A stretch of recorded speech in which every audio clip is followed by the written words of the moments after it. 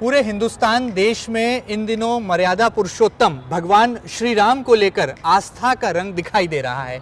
जाहिर सी बात है, रामलला की नगरी अयोध्या में जब राम मंदिर निर्माण की नींव रखने की बात आई तो वहां पर राजनीति से परे हटकर भी कुछ ऐसे व्यक्तित्व रहे, कुछ ऐसे चेहरे रहे जिन्होंने अपनी सक्रिय भागीदारी निभाई, और उन्हीं में से एक है इंदौर का पटेल परिवार। जी हां, हम बात कर रहे हैं पूर्व मंत्री रामेश्वर पटेल की और उनके सुपुत्र श्री सत्यनारायण पटेल की, जो कि कांग्रेस से पूर्व एमएलए भी हैं और फिलहाल हमारे साथ वॉक द टॉक करने के लिए मौजूद हैं। पटेल साहब, सबसे पहले बहुत बहुत स्वागत है आपका। नमस्कार, आपको भी बहुत बहुत धन्यवाद। चलिए, ये चेहरे की मुस्कान है और मर्यादा पुरुषोत्तम भगवान श्री राम के मंदिर में जो आहुति इंदौर से दी गई है उसमें अहम योगदान इंदौर के पटेल परिवार का भी है। सत्यनारायण पटेल जी, मूल रूप से आप कांग्रेस की विचारधारा से लगातार जुड़े हैं। आपके पिता ने पूरा जीवन, कहा जा सकता है, कांग्रेस पार्टी को समर्पित किया है। किस तरह से आपके मन में एक ख्याल आया कि राम मंदिर का वो मुद्दा जिसे लेकर हमेशा से भगवा राजनीति का रंग हावी होता है, लेकिन आपने उसमें भी जो है तिरंगा समाहित कर दिया, ये कैसे ख्याल आया और कैसे आपने? सवाल ये है जी कि ये कुछ दल ने और कुछ विचारधारा ने ये इसको अपना बनाने की कोशिश की, लेकिन मैं इसके भिन्न हूँ। भाई, अगर आप हम मिलकर जी हिंदू हैं तो पूजा करने से कोई रोकेगा क्या? बिल्कुल ठीक बात। मंदिर में आस्था से कोई रोकेगा क्या? राम हमारे आराध्य देव है, तो क्या उन आस्था से कोई रोकेगा क्या? मैं ये कहना चाहूँगा कि हम जो लोग हैं, हम भगवान को दिल से पूछते हैं और अन्य दल दिमाग से पूछते हैं। फर्क इतना सा है। मतलब ये कहा जा सकता है कि आप भी एक बड़े राम भक्त हैं, और ये जो राम भक्ति है ये दिखाने का जब मौका आया तो इंदौर से आपने भी जो है अपना योगदान राम मंदिर निर्माण बिल्कुल दिया। और जिसका उदाहरण मैं दूंगा कि लोकसभा में साबुद्दीन वो प्रवक्ता है, उनका नाम मैं भूल रहा हूँ, साबुद्दीन जी जो है, उन्होंने बयान दिया। ओबीसी की बात कर रहे हैं आप? नहीं, ओबीसी नहीं, साबुद्दीन, हाँ, उन्होंने बयान में दिया लोकसभा के। मैं आपको जी रिकॉर्ड की बात, मैंने क्लिपिंग भी देखी है। उन्होंने कहा था कि नेहरू जी ने ये राम जो कार सेवा तो ये 92 में हुई, लेकिन नेहरू जी ने रामलला की मूर्ति रखी देश आज़ादी के समय और उसकी पूजा पाठ चालू करी और वहाँ के हिंदुओं के जो में पूजा कर दी। जी। तो नेहरू जी के समय से यही बात वो अपने सुब्रमण्यम स्वामी जी की बिल्कुल की शुरुआत नेहरू जी, फिर राजीव जी ने 86 में वहाँ पर ताले खुला कर उसकी आरती की शुरुआत की। वो बाद में नरसिंह राव जी और बाद में फिर बीजेपी आरएसएस सब बाद में ही। तो वो आस्था का केंद्र बिंदु था। तो सबने मिलके, कांग्रेस ने ऐसा नहीं, कांग्रेस का इतिहास अपने आप में पुराना है, तो राम पर आस्था सबकी है, क्यों नहीं है? पटेल साहब, जो राशि आपने वहाँ पर राम मंदिर निर्माण के लिए दी है, आपको लगता है कि आने वाले दिनों में ऐसे और भी कई प्रकल्प होंगे, ऐसे और भी कई संकल्प होंगे जो कि पूरे होंगे? तो वो क्या है, सवाल ये है, धार्मिक आस्था अपनी जगह है और होना भी चाहिए, बिल्कुल, उसमें कोई शक नहीं। भाई, अगर मान लो हर भारत देश ऐसा है और कांग्रेस की व्यवस्था एक ऐसी है कि जिसमें हर आदमी को अपना मौलिक अधिकार है। जी, बिल्कुल। वो मौलिक अधिकार के साथ साथ जी मौलिक अधिकार के साथ साथ हर आदमी को, चाहे वो हिंदू हो, चाहे मुस्लिम हो, सिख हो, पारसी हो, भारतीय संविधान की व्यवस्था में उनको अपनी पूजा का, पाठ का अपना अधिकार पूरा सुरक्षित दिया गया, वो दिया गया। और उसी आइडियोलॉजी पे कांग्रेस काम करती है, तो क्या बुरा है?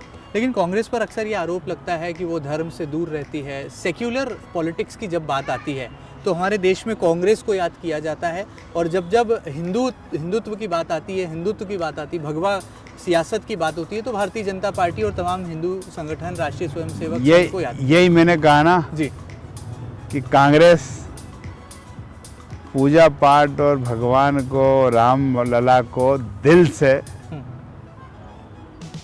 पूजा करती है, और ये लोग दिमाग का उपयोग लेते हैं। फर्क इतना सा, मैंने पहले भी कहा। तो सवाल ये है कि हमेशा ये बता दो कि कोई भी आदमी पूजा से क्या वंचित है। मैं देश भर के अगर उदाहरण दे दूं तो छिंदवाड़ा में कमलनाथ जी ने बजरंगबली का मंदिर बनाया, कई भागवत कथाएं करी, कई दिग्विजय सिंह जी ने भागवत कथाएं बड़ी बड़ी करी। ऐसा नहीं, वो धार्मिक नहीं, वो रामलला को नहीं मानते क्या? लेकिन दिग्विजय सिंह जी ने तो मुहूर्त पर ही सवाल उठा दिए थे और देखो, कहा था कि मुहूर्त ही गलत। मुहूर्त वाला जो विषय है ये मेरा विषय नहीं है। ये तो बड़े बड़े विद्वान, पंडित और ज्योतिषों का और विद्वानों का काम है। ये इस विषय पे मैं कुछ नहीं कहना चाहूँगा। लेकिन आप खुश हैं कि लेकिन भारत में धार्मिक राम मंदिर बनने जा रहा देखो, मैं देशवासियों को सबसे पहले तो भारत में राम मंदिर की बधाई देता हूँ। ये जी। सदियों का है? सबसे बड़ा निर्णय, और ये भी निर्णय सुप्रीम कोर्ट ने दिया कि किसी सरकार, किसी दल और किसी व्यक्ति की बात नहीं। सुप्रीम कोर्ट ने जो निर्णय दिया उसको पूरे देश ने स्वीकार किया। उसने हिंदू में स्वीकार किया, मुस्लिम ने स्वीकार किया, पारसी ने किया, अन्य किया, सबने स्वीकार करके और समर्थन दिया। मैं उन सभी हिंदू धर्म को छोड़कर अन्य जो धर्म है, हिंदू को छोड़कर मुस्लिम भी है, अन्य धर्म, उनका भी मैं बधाई देता हूँ और हार्दिक शुभकामना व्यक्त करता हूँ कि उन्होंने इसका समर्थन किया। अच्छा, आपको लगता है कि अब देश में राम के नाम पर राजनीति बंद हो जाएगी? क्योंकि ये वो राम का नाम है जो अक्सर चुनाव में याद आता था, मुद्दा बनता था, भारतीय जनता पार्टी एजेंडे में रखती थी। अब लगता है कि ये एजेंडा खत्म हो जाएगा, राम के नाम पर राजनीति बंद हो जाएगी? देखो, ये एजेंडा तो खत्म ही हो जाएगा, लेकिन आस्था का केंद्र बिंदु हिंदुओं का है और रहेगा, और बेहतर मंदिर बन रहा है, ये एक स्वागत योग्य बात है। पटेल साहब, एक सवाल मेरे जहन में है। कांग्रेस पार्टी के लिए आप लगातार झंडा उठाते आए हैं, झंडा बुलंद करते आए हैं। पटेल परिवार ने लगातार कांग्रेस पार्टी के लिए उस संघर्ष के दौर में भी खड़े रहने का मादा दिखाया है, जब अच्छे से अच्छे चेहरे, अच्छे अच्छे लोग, अच्छे अच्छे नेता पीछे कदम कर लेते थे।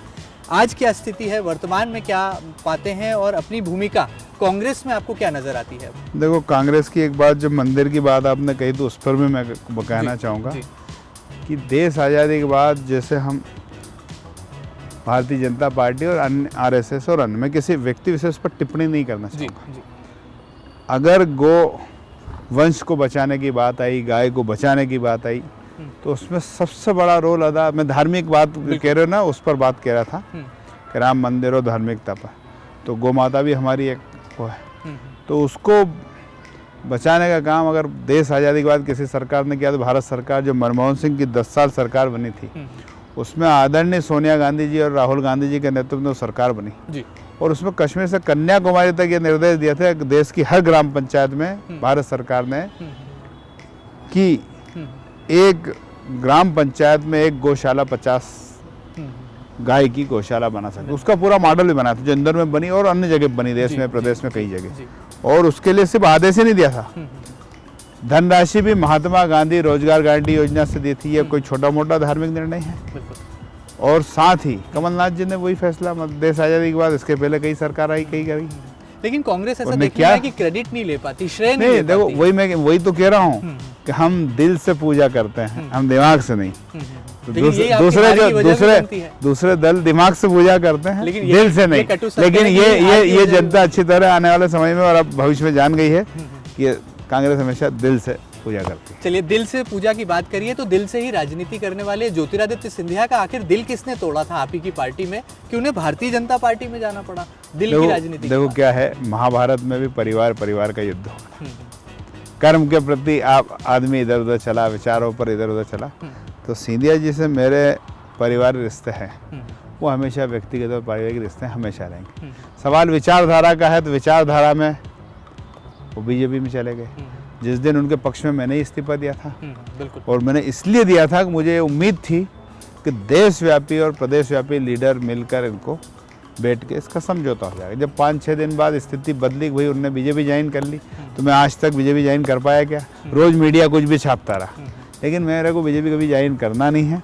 और सवाल ये कर्तव्य की बात, तो महाभारत में वो उनका कर्तव्य वहाँ निभाएंगे, मैं कांग्रेस में मेरा कर्तव्य निभाऊंगा। अच्छा, बीजेपी क्यों नहीं ज्वाइन करी? क्या ऑफर मिला नहीं, या ऑफर मिला था आपने ऑफर ठुकरा दिया? देखो, ऑफर तो मेरे को सब मिले, लेकिन मुझे पद और पोस्ट की मोह नहीं है भाई। चूँकि हमारे देश आज़ादी से लेकर आज तक दादा बाबी हमारे फ्रीडम फाइटर हैं, पिताजी कांग्रेस में रहे, हम भी कांग्रेस में, और हम उसी कारण मैंने कहा कि जहाँ है वहाँ ठीक है। अच्छा, कभी ज्योतिरादित्य सिंधिया से दिल की बात करी? जिस तरह से आपने कहा कि अब दिल से राजनीति करते हैं, तो जुड़े भी आप, जाहिर सी बात है कि दिल से ही होंगे।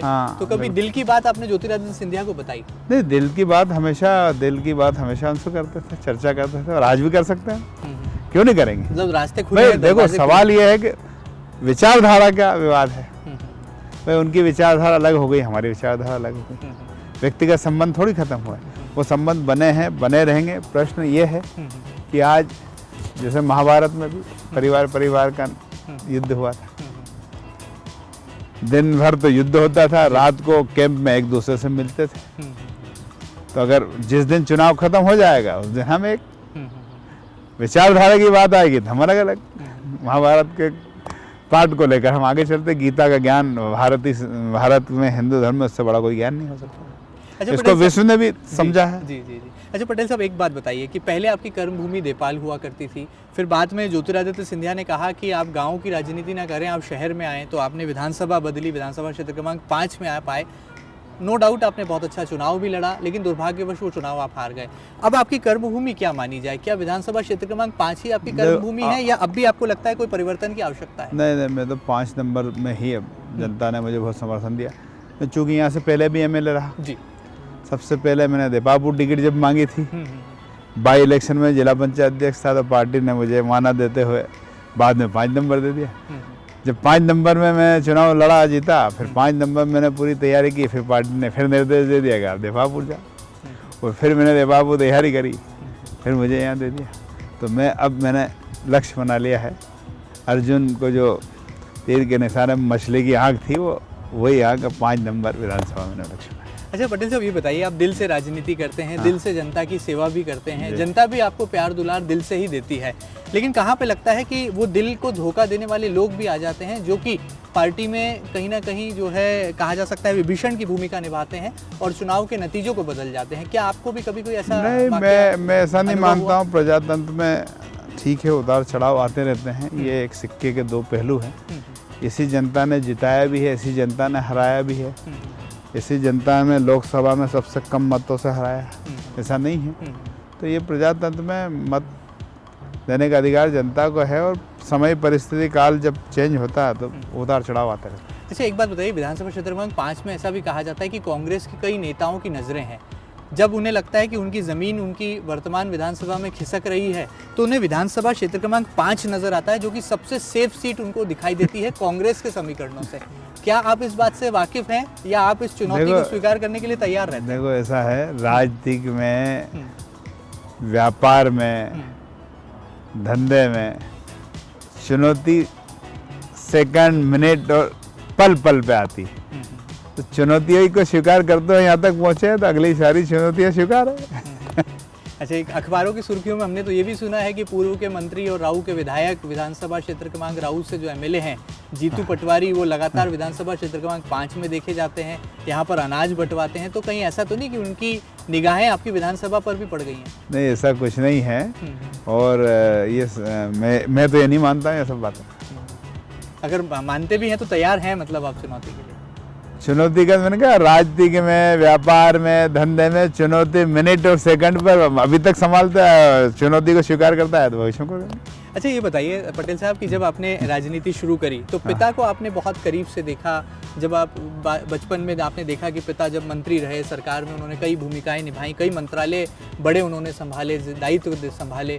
पूर्व मुख्यमंत्री स्वर्गीय अर्जुन सिंह जी की भी वो बहुत करीबी माने जाते थे। आपने राजनीति करी तो पहले आपके राजनीतिक गुरु दिग्विजय सिंह हुआ करते थे, जिन्होंने राजनीति में आपको जिला पंचायत, वहाँ से फिर विधानसभा तक ले गए। फिर बाद में आपने अपने राजनीतिक गुरु को बदला और आपने ज्योतिरादित्य सिंधिया की राह पकड़ी। ये बदलाव क्यों आया था, और क्या ये बदलाव सही था आपको लगता है? देखो, बदलाव राजनीति में आता जाता रहता है, ये एक सिक्के के 2 पहलू। दिग्विजय सिंह जी ने मेरी बहुत मदद की, चाहे राजनीतिक में हो, चाहे अन्य टिकटों में हो, और अन्य चीज।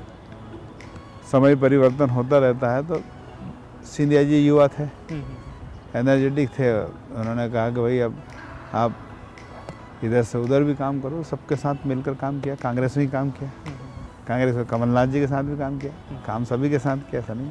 अच्छा पटेल साहब, ये बताइए कि कांग्रेस में इन दिनों पुत्र मोह देखने को मिल रहा है। कमलनाथ जी के बेटे जो कि छिंदवाड़ा से सांसद हैं, नकुल नाथ, वो कह रहे हैं कि युवाओं की कमान वो संभालेंगे, तो दूसरी तरफ दिग्विजय सिंह जी के सुपुत्र पूर्व मंत्री जयवर्धन सिंह भी सक्रिय हैं। तो आखिर ये कांग्रेस किसके हाथों में जाने वाली है? देखो, ये सब चीज़ का फैसला राष्ट्रीय नेतृत्व करेगा। ये मेरा क्या, इस विषय पे मैं कुछ टिप्पणी भी नहीं करूँगा, और ये सारे निर्णय जो भी हमारे जो होते हैं हाईकमान से होते हैं, ये सारे निर्णय तो कमलनाथ, दिग्विजय सिंह खुद बैठ लेंगे, वही फैसला कर लेंगे, दोनों ही बैठ के फैसला कर लेंगे, और वो दोनों राष्ट्रीय नेतृत्व के साथ बैठकर फैसला करेंगे। ये उनका विषय है, बड़े लेवल पे फैसला। अच्छा, ये बताइए कि वो कांग्रेस पार्टी पटेल साहब जिसने आज़ादी के बाद से इस भारत देश के विकास में बहुत बड़ा योगदान दिया, आज ऐसी क्या गलती हो गई कि कांग्रेस पार्टी विपक्ष के नेता की भूमिका भी तय नहीं कर पाई, वो गांधी परिवार का चश्मो चिराग राहुल गांधी, जो कि कांग्रेस के अध्यक्ष भी रहे, वर्तमान में तो सोनिया गांधी हैं, लेकिन वो अध्यक्ष बनने के बाद भी वो करिश्मा नहीं दिखा पाए और कांग्रेस लगातार पतन की राह पर चलती गई और आज हाशिए पर खड़ी है। आपको कभी नहीं, कोई हाशिए पर नहीं खड़ी है, उतार चढ़ाव तो आते हैं। इसी बीजेपी को हमने 2 सीट देखी है 89 में, हमारी तो 40-45 है, तो हाशिए पे कैसे आ गए? लेकिन समय के नहीं साथ सुनो, परिवर्तन नहीं हुआ। 2 के साथ वो भी 2 पे थे, तो आज 250 पहुंचे, हम तो 450 पे थे। ऐसा नहीं है, समय आता है। ये देखो, मैं एक उदाहरण दूंगा। 77 में इंदिरा जी चुनाव हारी, बहुत बुरे दोस्त। जी जी बिल्कुल। 71 में, अब मैं नई पीढ़ी को शायद नहीं मालूम, ये बात करना चाह रहा हूँ। 71 में पाकिस्तान और भारत का युद्ध हुआ। इंदिरा गांधी तत्कालीन प्रधानमंत्री ने पूरे विश्व के हाथ जोड़े, कोई ने साथ नहीं दिया। फिर उन्होंने फैसला लिया कि भाई इतिहास ही नहीं बदला, उन्होंने भूगोल भी बदल लिया। इंदिरा जी एक इतने कई युद्ध हुए देश में, विश्व में, तो युद्ध अगर हुआ तो इंदिरा जी के नेतृत्व में, कांग्रेस वाली सरकार के नेतृत्व में अगर हुआ तो पाकिस्तान को पूरा कब्जा कर लिया, बंगाल नया देश बना दिया, मैंने भूगोल बदल लिया था। और निश्चित ही उसके बाद 72 में चुनाव हुए, चुनाव जीत गए।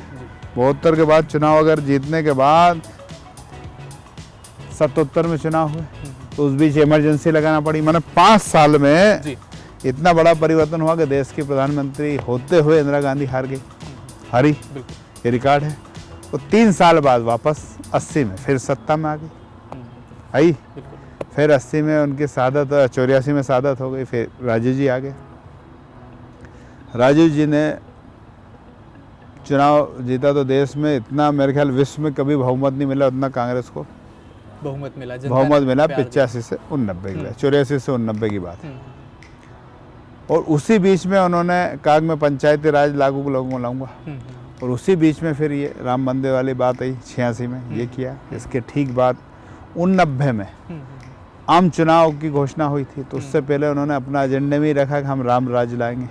उसकी देशव्यापी अगर दौरे की शुरुआत हुई तो अयोध्या से हुई थी। वो 450 सीट से पता चला विपक्ष में वो बैठ गए, खुद राजीव जी। तो ये उतार चढ़ाव आते हैं, विपक्ष में वो बैठे और विपक्ष में बैठे और वीपी सिंह जी प्रधानमंत्री बन गए, 2.5-3 साल रहे। फिर आम चुनाव हुए, फिर आम चुनाव में राजीव जी ने के नेतृत्व में फिर चुनाव हुआ, तो दुर्भाग्य से उनकी बम कांड में हत्या हो गई। और वो एक बहुत बड़ा हादसा था कांग्रेस के लिए और हमारे लिए। और 89 में नरसिंह राव जी देश के प्रधानमंत्री, और उसके बाद 2.5 साल में वापस कांग्रेस की सत्ता आ गई। तो उसके ठीक बाद फिर बीच में घटक दल आए और फिर कांग्रेस की सत्ता आ गई। मतलब आप ये कहना चाह रहे हैं कि सत्ता तो आती जाती है, पार्टी जो है स्थिर रहती है। आप तो 10 साल कांग्रेस का। एक और बात बता, लेकिन वर्तमान में कारण क्या नहीं, मैं बता रहा हूँ, एक और कारण बता रहा हूँ आपको। जब 2004 में चुनाव हो रहे थे, देश की न मीडिया न देश का कोई व्यक्ति, आम चुनाव लोकसभा के, सोनिया गांधी जी के नेतृत्व में चुनाव हुआ, और वो चुनाव हुआ, उसमें रोज फ्रंट लाइन थी। आज फला मुख्यमंत्री पूर्व बीजेपी ज्वाइन की, आज फला सांसद वर्तमान ने बीजेपी ज्वाइन की, ये फ्रंट हेडलाइन बनती थी। और सोनिया गांधी अकेली थी। और जब चुनाव हुए तो 5 साल नहीं 10 साल मनमोहन सिंह के नेतृत्व में कांग्रेस की सरकार में, और अटल जी का एक अपना नाम था, उसको भी हमने नहीं कहा था, बहुत अच्छे लीडर थे इस देश के लिए, वो भी एक बहुत बड़ी बात थी। लेकिन उसमें प्रमोद महाजन भी इस दुनिया में नहीं रही। वो इतना हाईटेक प्रचार किया था उन्होंने, इंडिया साइनिंग, ये वो जो भी कुछ है, लेकिन हार गए। और इसके बावजूद सारे फंडे अपनाने के बाद चुनाव हार गए। तो ये गलतफहमी है कि सरकारें आती जाती रहती, प्रजातंत्र में उतार चढ़ाव आते जाते। आज जमीन पर हैं तो कल फर्श पर होंगे, लेकिन और ये जो तो फर्श पे है जो आज जमीन पर। लेकिन ये तो जनता तय करती है कि सरकार किसकी बनेगी। लेकिन मध्य प्रदेश में जो 15 सालों का वनवास था कांग्रेस पार्टी का, जनता ने तो कांग्रेस पार्टी का वनवास खत्म किया था, आपको बहुमत दिया था, निर्दलियों के सहारे सरकार भी बन गई थी। लेकिन ये सरकार यदि गिरी है तो इसमें जनता का कहीं कोई हाथ नहीं है, तो आपकी पार्टी के ही लोगों का हाथ है। तो क्या कभी इसे लेकर कोई दर्द होता है? क्या कोई चिंतन मनन आप करते हैं जो वर्तमान स्थितियां बनी है कांग्रेस? चिंतन मनन तो हर बार होता ही है पार्टी में, हर विषय पे। लेकिन जब परिस्थिति बनती है तो उसमें राम जी को भी रात को तैयारी राज तिलक की थी और सुबह उनको वनवास जाना पड़ा कि नहीं जाना पड़ा। तो वो घटना, और महाभारत में जब युद्ध होता है तो दोनों परिवार लड़ने से चूक जाते हैं। कृष्ण जी फिर गीता का ज्ञान सुनाकर कर्तव्य की तरफ भेजते हैं। तो वो सारे उदाहरण हैं, सारी बातें हैं। दूसरी तरफ ये बात है। तो आप भी जो है महाभारत का जो है ये जो तो कटु सत्य है जो कहा जाए वाक्य है उसे अपना रहे हैं और ये वनवास काट रहे हैं, ऐसा कहा जा सकता है? बिल्कुल बिल्कुल। ये तो देखो उतार चढ़ाव आते रहते हैं। राम जी ने 14 साल वनवास काटा, फिर रात को राज तिलक की तैयारी थी, सुबह वनवास के लिए रवाना होना पड़ा। तो ये तो उतार चढ़ाव आते रहते हैं। लेकिन पटेल साहब खबर तो ये भी है कि पहले आप नाराज थे कांग्रेस पार्टी से जहां पर आपकी कोई सुनवाई नहीं हो रही थी, लेकिन कमलनाथ जी ने आपको ऐसा कोई मंत्र दिया कान में कि फिर उसके बाद आपने कांग्रेस पार्टी के झंडे को और तेजी से लहरा दिया। नहीं, मंत्र नहीं। कांग्रेस में कमलनाथ जी के नेतृत्व में, सोनिया जी के नेतृत्व में, दिग्विजय सिंह जी के नेतृत्व में काम करेंगे। लेकिन मंत्री तो आरोप लगाते थे कि भाई हमारी सुनवाई नहीं होती और तत्कालीन मुख्यमंत्री कमलनाथ जी चलो चलो चलो का नारा जो है बुलंद कर देते। क्या इसमें सच्चाई है? देखो एक बात बताता हूँ जी, हमेशा कोई भी व्यक्ति, मैं हूँ, आप हो, मुख्यमंत्री हो, अन्य व्यक्ति हो, 100 में से 90 उसकी अच्छी होती है, 99 अच्छी होती है, 1% उसकी हो सकती है भूल, मेरे से भी हो सकती है, तो वो उसकी गलती नहीं मानी जाएगी।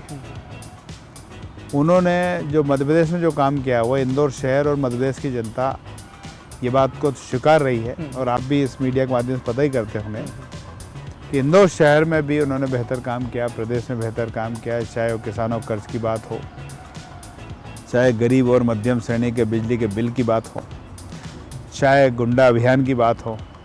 मैंने उन्होंने जो काम किया जो कोई नहीं कर पाया। किसी का प्लाट हड़प लिया, किसी की दुकान हड़प ली, किसी का मकान हड़प लिया, तो लोगों को सलाखों में तो किया और कार्रवाई हुई, तो देशव्यापी प्रदेशव्यापी हुई और उसको और मूवमेंट मिलता, उससे लोग प्रसन्न हैं। लाइन ऑर्डर सुधारा, हर चीज़ में उन्होंने कोशिश की है कि बेहतर प्रशासन दे, और उसी से बीजेपी, देश के और प्रदेश के लोग घबरा गए। घबराने से जो परिस्थितियां बनी वो सामने। लेकिन ज्योतिरादित्य सिंधिया तो कहते थे कि कमलनाथ सरकार में किसानों की सुनवाई नहीं होती है, जो शिक्षक सड़क पर आंदोलन करते हैं उनकी सुनवाई नहीं होती है। फिर सिंधिया जी ने मंच से कहा यदि सरकार सुनवाई नहीं करेगी तो मैं सड़क पर उतर जाऊंगा। बाद में कमलनाथ जी ने कहा कि ठीक है सड़क पर उतर जाओ, वो सड़क पर उतर गए, सरकार ही सड़क पर आ गई। तो ये फिर सच्चाई कौन है, सच्चा कौन है, झूठा कौन है? देखो अब ये तो सब ऐसा है, ये सब आपके सामने है जो भी है, लेकिन कुल मिला के कांग्रेस की सरकार बेहतर काम कर रही है। अच्छा चलिए ये बताइए कि ज्योतिरादित्य सिंधिया जी ने यदि कभी आपको मना लिया कि आप भारतीय जनता पार्टी के खेमे में आ जाएं तो क्या आप मान जाएंगे? मैंने कहा ना, मैं कर्तव्य कर रहा हूँ। महाभारत की घटना का उल्लेख पहले भी किया मैंने। जी जी जी, कि भाई महाभारत में तो ऐसा है, वो उनका युद्ध लड़े, हम हमारा युद्ध लड़े, व्यक्तिगत हमारा संबंध है जो रहेगा, लेकिन विचारधारा में तो वो बीजेपी की लड़ाई लड़े, हम कांग्रेस की लड़ाई लड़ेंगे। अच्छा ये बताइए कि इन दिनों एमपी में ऐसा देखने में आ रहा है कि दो जोड़ियां जो हैं इनके बीच में घमासान चल रहा है। एक तरफ खड़े हैं दिग्विजय सिंह और कमलनाथ, और एक तरफ खड़े हैं शिवराज सिंह चौहान और ज्योतिरादित्य सिंधिया। कौन सी जोड़ी का कमाल आपको लगता है कि एमपी में चलेगा? देखो ये तो जनता बताएगी, लेकिन मुझे पूर्ण उम्मीद और भरोसा है कि इस बार कांग्रेस की सरकार दिग्विजय सिंह जी और कमलनाथ जी के नेतृत्व में बनेगी। मुख्यमंत्री कौन होगा फिर? मुख्यमंत्री तो हाईकमान तय करेगा, मेरे ख्याल कमलनाथ जी ही होंगे। नहीं, क्योंकि कांग्रेस में तो ऐसा होता है। हाँ। पहले जब विधानसभा चुनाव 2018 की बात करें तो कहा गया था कि ज्योतिरादित्य सिंधिया सीएम होंगे, लेकिन बनकर आ गए कमलनाथ। अब वो ये राष्ट्रीय नेतृत्व तय करेगा जो भी हो। अच्छा बताइए कि ये जो एमपी की राजनीति है इसका असर पूरे देश में कांग्रेस पार्टी पर देखने को मिला। खासतौर पर अगर मैं राजस्थान की तरफ आपको ले जाऊं तो राजस्थान में गहलोत सरकार को अस्थिर करने में भी कांग्रेस पार्टी के ही युवा नेता सचिन पायलट की भूमिका रही। क्या आपको लगता है कि युवाओं की या आप जैसे प्रतिभाशाली नेताओं की अनदेखी करती है पार्टी, इसलिए ऐसे हालात बनते हैं? नहीं, ऐसा नहीं है, ये कहना भी गलत है। अगर मैं युवाओं की बात करूं तो सचिन पायलट जी 2 बार सांसद है, सेंट्रल मिनिस्टर है, सुनो जरा, प्रदेश अध्यक्ष है, इतनी कम उम्र में। एक उदाहरण मध्य प्रदेश में हम अगर बात करें तो ज्योतिरादित्य सिंधिया जी हमारे सबसे कम उम्र में 2-3-4 बार सांसद रहे। तो उनको तो राज्यसभा जाने से रोक रहे थे। सुन तो नहीं, लगातार सांसद रहे, सेंट्रल में मिनिस्टर रहे, इलेक्शन कैंपेनिंग के चेयरमैन रहे, ऐसा नहीं है। अब भाई ठीक है, थोड़ा बहुत उतार चढ़ाव आता रहता है। यहाँ दिया मैंने इंदेवड़ा बॉम्बे में सेंट्रल मिनिस्टर, जतिन प्रसाद, आरपीएन सिंह। मैंने युवा की अगर बात करेंगे मैं तो ऐसे और भी कई उदाहरण हैं, तो कई को कांग्रेस ने आगे बढ़ाया। ये तो मैं उदाहरण 2-4-6-8 नाम ले रहा हूँ।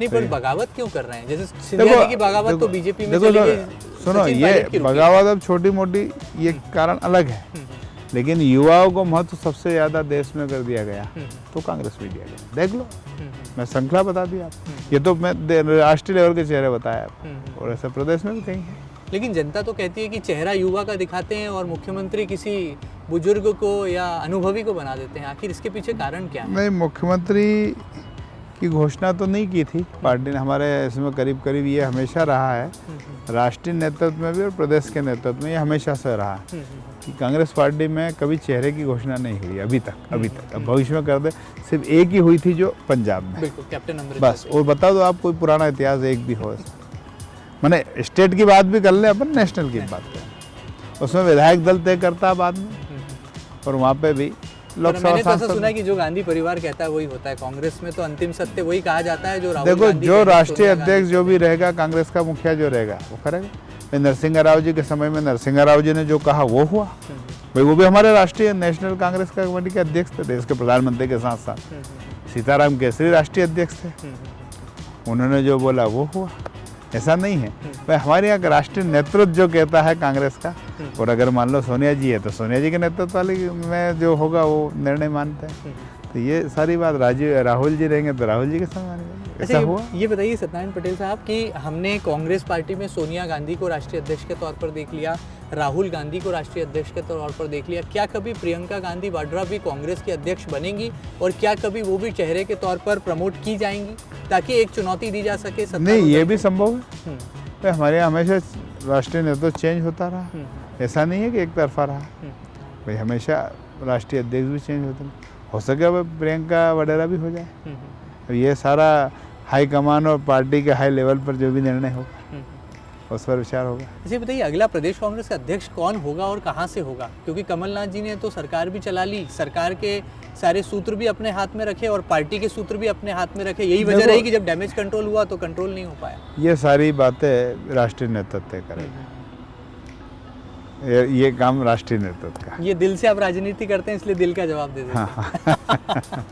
अच्छा पटेल साहब, ये बताइए कि ऐसा कहा जा रहा था कि यदि नगर निगम चुनाव कांग्रेस की सरकार रहते होते तो ज़रूर यहाँ पर जो एक फॉर्मूला नया बनता और उसमें महापौर के यदि चेहरे की कवायद आती तो सत्यनारायण पटेल जैसा सुलझा हुआ चेहरा, साफ छवि का बेदाग चेहरा जो है सामने लाया जाता। लेकिन अब उलट हो गई तस्वीर, बीजेपी की सरकार है, तो क्या ऐसे में सत्यनारायण पटेल जैसा चेहरा आपको लगता है कि शहर में महापौर पद के लिए आगे लाया जाएगा कांग्रेस पार्टी द्वारा? देखो, मैं पहले भी उम्मीदवार नहीं था और न अब आज हूँ, वो विषय नहीं है, ये सब तो संगठन तय करेगा।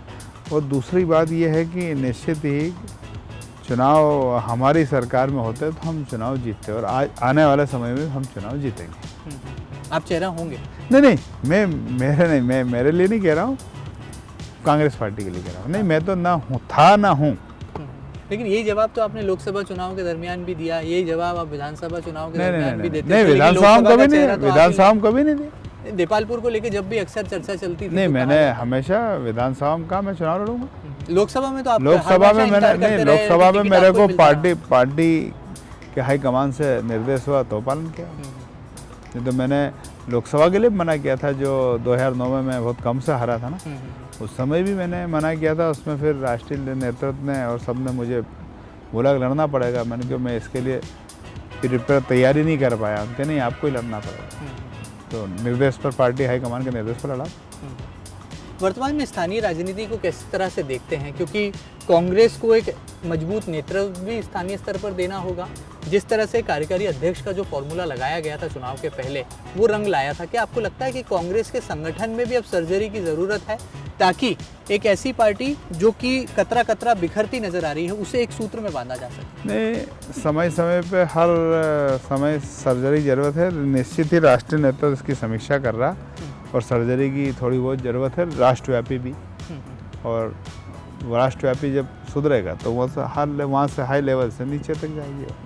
अच्छा ये बताइए, जब राम मंदिर निर्माण में आहुति की बारी आई तो कैलाश विजयवर्गीय ने चांदी की शीला पहुंचाई तो सत्यनारायण पटेल ने जो है 1,01,000 रुपए पहुंचाए।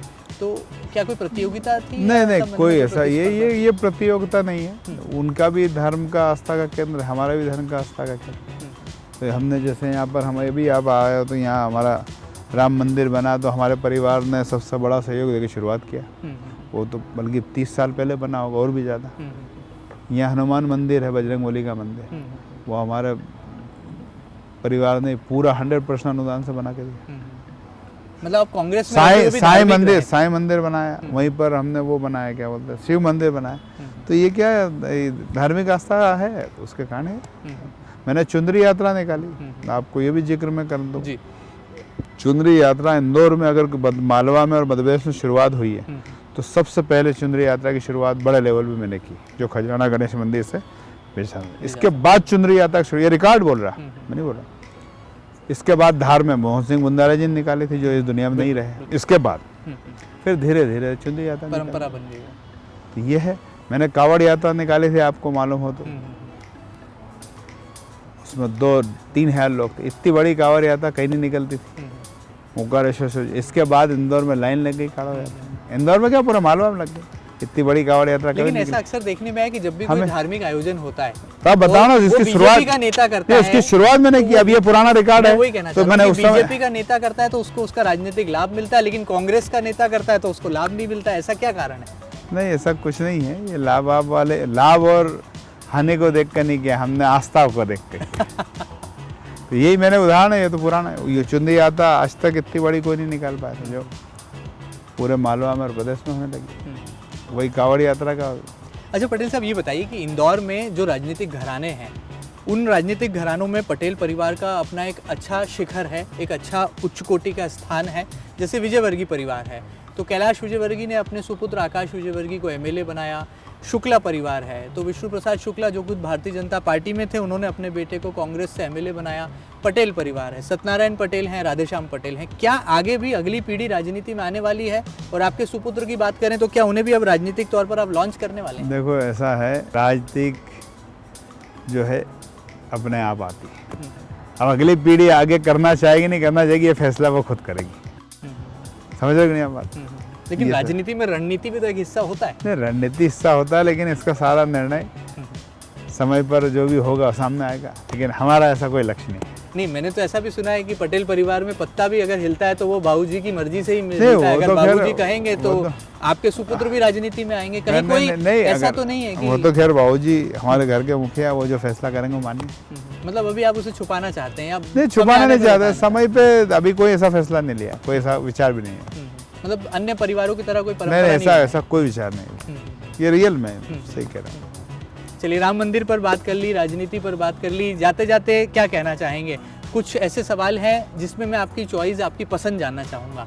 देश में वर्तमान दौर में जो राजनीति चल रही है, एक तरफ राम भक्त के तौर पर प्रधानमंत्री नरेंद्र मोदी को दिखाया जा रहा है, तो राहुल गांधी का जो ट्वीट आता है उसमें देरी हो जाती है। तो आपको लगता है वाकई में आस्था, विश्वास और जहाँ पर श्रद्धा की बात आती है तो वहाँ पर भारतीय जनता पार्टी और नरेंद्र मोदी का चेहरा बेहतर माना जाता है? मैं एक बात बताऊँ, राम मंदिर में मैं आपको ही पूछना चाहूँगा, नरेंद्र मोदी जी का व्यक्तिगत क्या रोल रहा?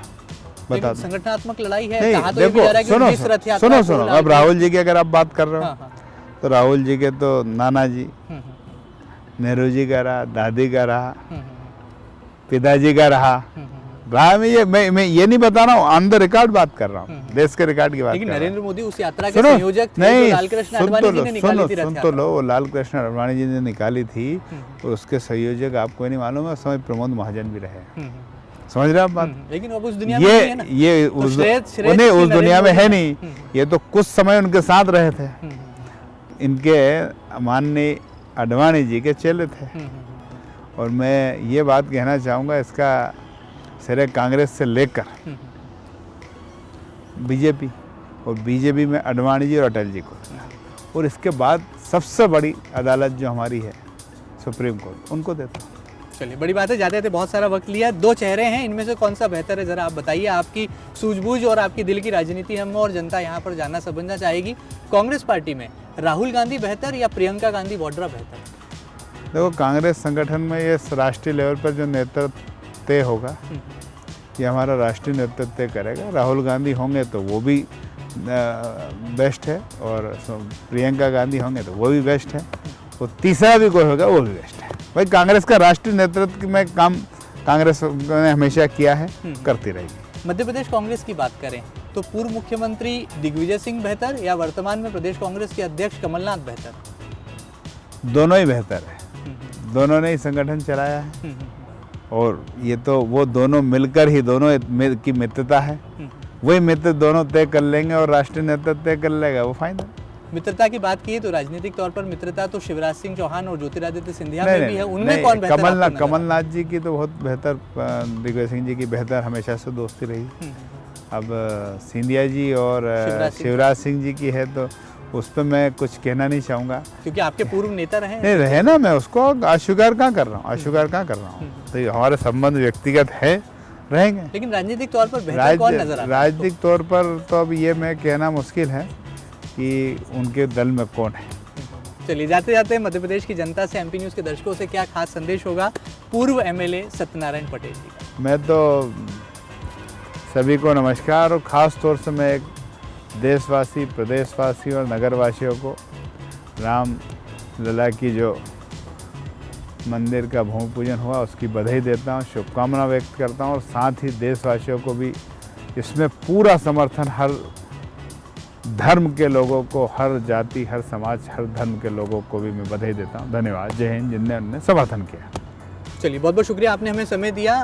पूरे देश में जहां एक और जय श्री राम के नारे बुलंद हो रहे हैं, कृष्ण जन्माष्टमी की धूम है, माखन और मिश्री का प्रसाद बांटा जा रहा है, ऐसे में हमने कोशिश करी कुछ राजनीतिक स्वाद यहाँ पर लेने की, और हमारे साथ आज इस चलते चलते खास सेगमेंट में मौजूद थे पूर्व एमएलए सत्यनारायण पटेल, जो कि वर्तमान में कांग्रेस में ज़रूर हैं, लेकिन उन्होंने यहाँ पर ये ज़रूर दिल से स्वीकार किया है कि ज्योतिरादित्य सिंधिया उनके कल नेता थे, उनसे व्यक्तिगत संबंध कल भी थे, आज भी हैं और आने वाले कल में भी रहेंगे। बहरहाल देखना बहुत लाजमी होगा कि इस उपचुनाव की बेला में आने वाले दिनों में ये राजनीति हमें कौन से नित नए रंग दिखाती है। फिलहाल एमपी न्यूज़ के स्पेशल सेगमेंट में इतना ही। ताज़ा तरीन खबरों के लिए आप बने रहें आपके अपने न्यूज़ चैनल एमपी न्यूज़ के साथ। फिलहाल दीजिए इजाज़त, नमस्कार।